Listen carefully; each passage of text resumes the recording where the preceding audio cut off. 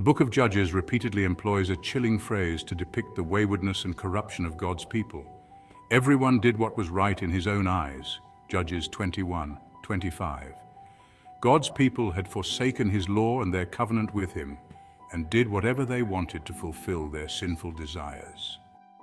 It's also a fitting summary of the world we live in today, as our culture is overrun by chaos and corruption. We're seeing every day the consequences of a society doing what is right in its own eyes. To make sense of the wretched state of the world, we first need to see through the world's deceptive excuses for sin. In particular, we need to understand that sin is not the fault of external factors.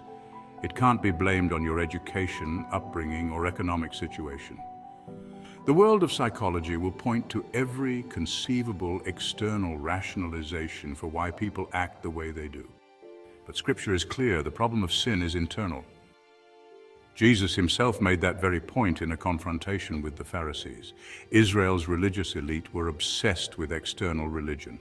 They reduced the law of God to a burdensome list of rituals and practices and held up themselves and their good works as the standard of holiness. But their piety was empty, and they hated Jesus for exposing their hypocrisy. After one such confrontation in Mark chapter 7, Christ explained why the external religion of the Pharisees was impotent to address the sinner's true spiritual needs.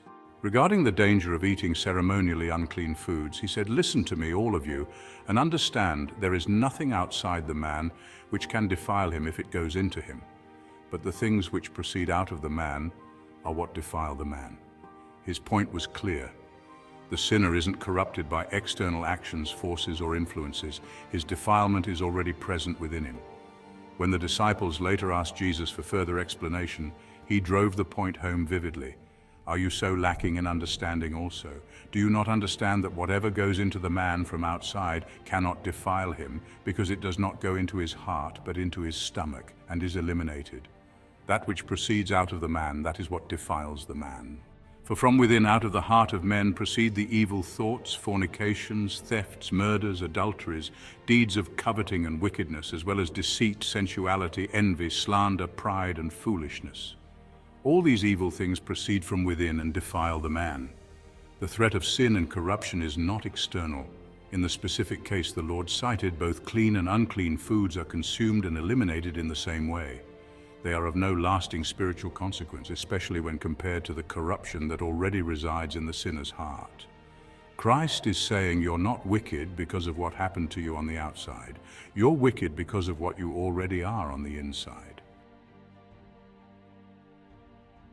The Pharisees were completely backward in their thinking because they had put their trust in external religion. At the beginning of Mark 7, they were criticizing Christ and his disciples for not observing the ceremonial laws regarding hand washing. Christ's response was essentially, your hands may be clean, but your hearts are filthy. They were counting on outward piety to win them favor with God, with no consideration for their internal corruption. They had neglected the lesson of 1 Samuel 16, verse 7, that God sees not as man sees, for man looks at the outward appearance, but the Lord looks at the heart. The heart of the human problem has always been the problem of the human heart. And only God can do the transformative work necessary to regenerate a sinful heart, to give you a new heart and put a new spirit within you, and remove the heart of stone from your flesh.